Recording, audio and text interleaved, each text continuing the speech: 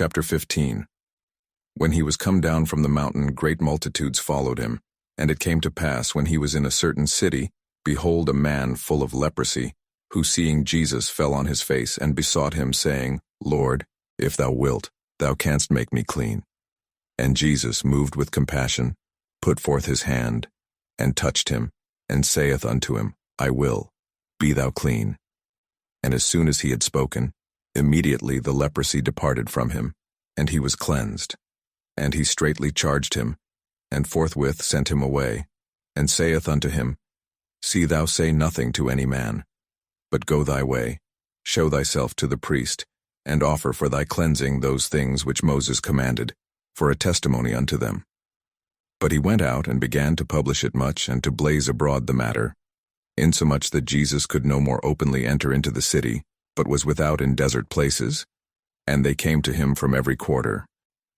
And again he entered into Capernaum after some days, and it was noised that he was in the house.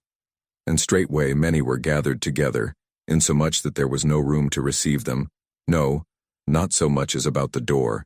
And he preached the word unto them, and the power of the Lord was present to heal them. And behold, men brought in a bed a man which was taken with a palsy, and they sought means to bring him in, and to lay him before him. And when they could not find by what way they might bring him in because of the multitude, they went upon the housetop and let him down through the tiling with his couch into the midst before Jesus. And he, seeing their faith, said unto the sick of the palsy, Son, be of good cheer, thy sins be forgiven thee. But there were certain of the scribes sitting there, and reasoning in their hearts, Why doth this man thus speak blasphemies? Who can forgive sins but God only? And immediately when Jesus perceived in his spirit that they so reasoned within themselves, he said unto them, Why reason ye these things in your hearts? Whether is it easier to say to the sick of the palsy, Thy sins be forgiven thee, or to say, Arise, and take up thy bed, and walk? But that ye may know that the Son of Man hath power on earth to forgive sins, he saith to the sick of the palsy, I say unto thee, Arise, and take up thy bed, and go thy way into thine house. And immediately he arose, took up the bed, and went forth before them all, insomuch that they were all amazed, and glorified God, saying, We never saw it on this fashion.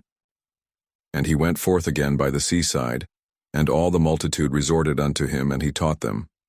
And after these things he went forth, and saw a publican named Levi sitting at the receipt of custom. And he said unto him, Follow me.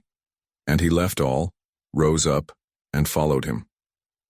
And Levi made him a great feast in his own house, and there was a great company of publicans and of others that sat down with them. But their scribes and Pharisees murmured against his disciples, saying, Why do ye eat and drink with publicans and sinners? And Jesus answering said unto them, They that are whole need not a physician, but they that are sick. I came not to call the righteous, but sinners to repentance. And they said unto him, Why do the disciples of John fast often and make prayers, and likewise the disciples of the Pharisees? But thine eat and drink. And he said unto them, Can ye make the children of the bride chamber fast, while the bridegroom is with them? But the days will come when the bridegroom shall be taken away from them, and then shall they fast in those days. And he spake also a parable unto them. No man putteth a piece of a new garment upon an old. If otherwise, then both the new maketh a rent, and the piece that was taken out of the new agreeth not with the old. Neither do men put new wine into old bottles, else the bottles break, and the wine runneth out, and the bottles perish. But they put new wine into new bottles, and both are preserved. No man also, having drunk old wine straightway, desireth new, for he saith, The old is better.